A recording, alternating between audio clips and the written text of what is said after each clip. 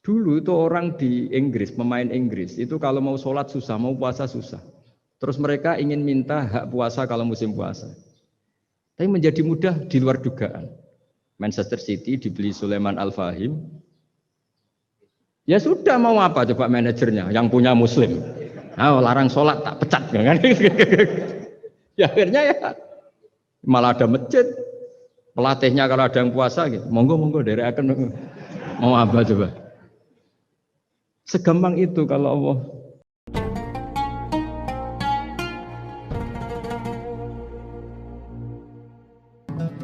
Bismillahirrahmanirrahim. Assalamualaikum warahmatullahi wabarakatuh. Terima kasih atas kesempatannya. Gus Baha izin bertanya, bagaimana cara paling efektif membendung pemikiran-pemikiran neo-khawarij di lingkungan kampus? Matur suwun. Wassalamualaikum warahmatullahi wabarakatuh. Wah, itu jawabnya paling gampang. Biasanya kewajiban itu dibebankan sama yang terkait. Jadi itu enggak saya itu pasti. Saya kan kiai pesantren, kamu kan orang kampus, berarti kewajibannya di Anda bukan di saya. Di mana-mana kewajiban itu dibebankan sama ya. Sudah itu jawabannya gitu. Jadi kalau istri kamu yang rewel, jangan tanya saya, istri saya rewel gitu. Kewajibannya ya kamu cari solusi gitu. Kalau Anda punya Pak Komisaris kurang memikirkan jenengan, ya jangan tanya saya, tanya ini.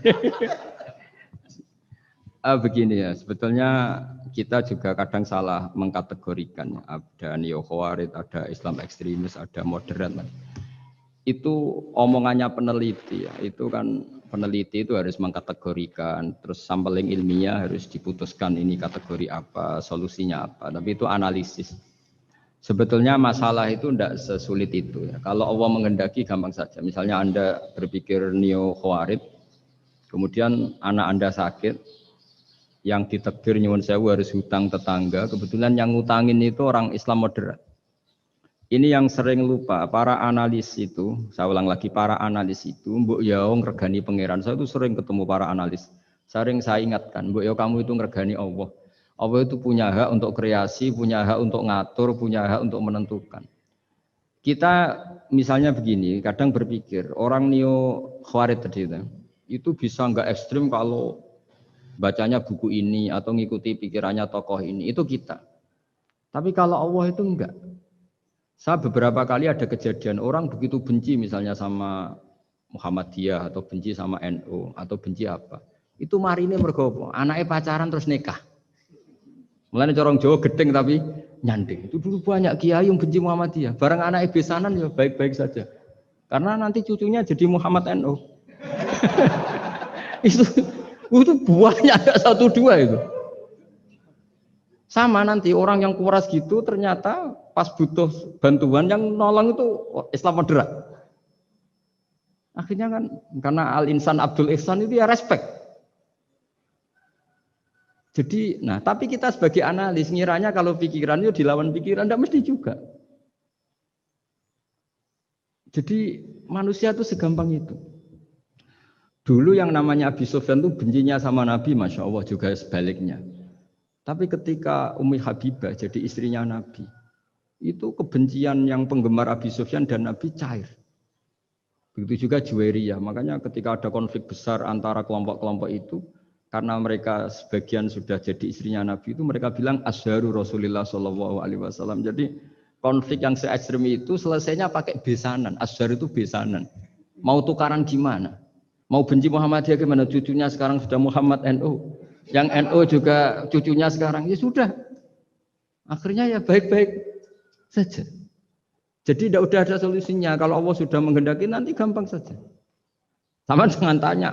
Lah kapan itu Gus? Yang sadar Tuhan kamu tanya ya, tanya sama Allah. Jawabannya wallahu a'lam. Tapi saya mohon para analis ya, jangan corong Jawa ojo ngilani pangeran. Tuhan itu diberi hak untuk menyelesaikan karena banyak yang di luar dugaan. Wahsy itu menjadi mukmin justru setelah membunuh Hamzah. Khalid bin Walid menjadi mukmin justru setelah menang di perang Uhud. Tapi kalau Allah menghendaki segampang itu. Yaitu ketika Khalid bin Walid menang di perang Uhud karena sahabat melanggar perintah Nabi harus tetap di atas gunung sementara mereka melanggar turun ke gunung. Itu Khalid bin Walid itu, wah Muhammad itu luar biasa. Anak buahnya melanggar saja dikasih sanksi, apalagi kita. Ini berarti orang yang sangat diperhatikan oleh Tuhannya. Terus dia cara berpikir begitu. Akhirnya masuk Islam. Banyak orang masuk Islam itu malah pas menyembah Tuhannya, Tuhan berhala. Itu ada orang Arab, zaman Arab dulu. Pas mau nyembah berhalanya, pas ada luwak kencing di kepala berhala itu. Terus dia, aduh punya Tuhan kok gak keren, gimana? Terus masuk Islam. Jadi dia dapat hidayat pas keliru. Kalau dalam cerita kewalian ya Sunan Kalijogo itu, dia jadi muridnya Sunan Bonang. Kenalan pertama karena begal Sunan Bonang. Pas begal malah jadi murid. Jadi kalau Allah itu punya sekian cara. Kadang kiai itu gak bisa mengislamkan orang, tapi banyak mahasiswa punya pacar non muslim itu yang Islamkan pacarnya. Ribet kan kalau sudah mau apa coba itu memang. Ya sudah, Allah itu diberi hak ya tetap Allah sebagai Tuhan itu tidak usah. Mbah Mun itu diantara yang sering dikatakan beliau itu dulu saya juga agak protes dengan tanda kutip, tapi beliau ngendikan ya saya sami'na wa ata'na. Kata beliau gini, hak sok itu sing gawa agama nang Indonesia itu pegawai negeri. Yang bawa agama kemana-mana itu pegawai negeri. Saya sempat protes. Lah santri bah, mau santri karuan mau santri. Tapi setelah saya jadi kiai, ya bebas setelah saya jadi kiai ini kan sudah jadi kiai betul, sudah jadi kiai betul. Tanpa SK kan Pak Kiai. Kalau komisaris pakai SK, kalau kiai itu nggak usah SK.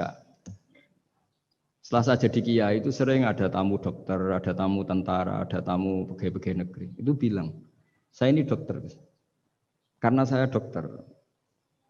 Kadang datang di pedalaman Papua, NTT itu kan atas nama dokter, yaitu di puskesmas desa-desa tertinggal. Karena mereka muslim berkebutuhan Islam, yaitu ada sholat, ada masjid, ada akhirnya dibikinkan. Dan orang ke sana, orang di sana yang mau apa coba? Wong itu negara. Coba kalau yang datang kita sebagai kiai, dianggap misionaris kan? Artinya begitu juga di Belanda, misalnya atau di New Zealand atau di Jerman. Saya punya banyak kawan yang duta di kedutaan. Gara-gara persahabatan, mereka duta besar, mereka Muslim. Gara-gara Muslim berkebutuhan bikin masjid. Akhirnya di negara-negara non-Muslim juga banyak masjid, dibikin kedutaan, dibikin mahasiswa. Nah, tapi kalau kita jadi analis, mungkin kita hanya agama ini diajarkan oleh ulama, dibawa oleh santri. Tapi tidak seperti itu. Nyatanya Allah dengan kehendaknya bisa saja menyalurkan agama ini lewat PNS, lewat macam-macam. Jadi Allah itu maha kuasa. Makanya kita ini hanya bersaksi bahwa innallaha ala kulli syai'in. Nah kita sebagai kiai memang bantu mengenalkan ahkam fikihnya yang detail-detail itu. Tapi kalau menyebarkan Islam itu Allah punya cara. Saya kemarin pas ketemu Habib Quraisy di antara yang diceritakan itu. Orang Inggris itu kadang kenal Islam itu ya lewat Muhammad Salah itu, pemain bola itu. Karena mereka tidak ingin ngamati kiai, yang ingin diamati pemain bola. Jadi pertama, itu orang Prancis itu tidak benci Islam itu gara-gara Zainuddin Yazid Zidane itu. Zizou itu loh, itu namanya Zainuddin Yazid. Yazid Zainuddin, kena bahasa Prancis jadi Zinedine Zidane. Itu dulu imigran dari Aljazair itu dibenci sama orang Prancis. Tapi setelah yang membawa Prancis juara itu adalah seorang Zidane. Itu terus mereka agak benci Islam karena yang membawa kebanggaan Prancis juara dunia. Apalagi kalau nggak salah pas itu ada 3 pemain Muslim Prancis. Orang ngira orang Prancis tidak benci Islam kan nunggu toleransi beragama lewat buku-buku toleran. Ternyata enggak karena pemain bola aja Pak. Kalau mau mengendaki sampai jurnal-jurnal di Prancis setelah juara dunia siapa bisa membenci orang Aljazair? Mereka harga kita, mereka martabat kita. Padahal dulu pandang sebelah. Dulu itu orang di Inggris, pemain Inggris, itu kalau mau sholat susah, mau puasa susah. Terus mereka ingin minta hak puasa kalau musim puasa. Tapi menjadi mudah di luar dugaan. Manchester City dibeli Sulaiman Al-Fahim. Ya sudah mau apa coba manajernya yang punya muslim. Nah, larang sholat tak pecat. Kan? Ya akhirnya ya malah ada masjid. Pelatihnya kalau ada yang puasa, gitu, monggo dari akan mau apa coba. Segampang itu kalau Allah mengubah dunia. Makanya disebut ya muhawwilal ahwal hawil ahwalana ila ahsanil hal. Ya muqallibal qulub sabit qalbi ala dinik. Ya udah pokoknya semua itu ya kita ikhtiar tapi tetap yakin Allah yang punya cara. Dalam sejarah yang terkenal Islam masuk Indonesia itu tidak lewat ustaz, lewat pedagang. Versi ya sejarah yang terkenal meskipun banyak versi. Gara-gara ada pedagang mereka muslim mau tidak mau ya tetap berkehidupan muslim. Berhubung kehidupan Islam itu menarik, simpatik, akhirnya banyak yang menjadi Islam. Jadi ya sudah seperti itu. Ya saya kira demikian.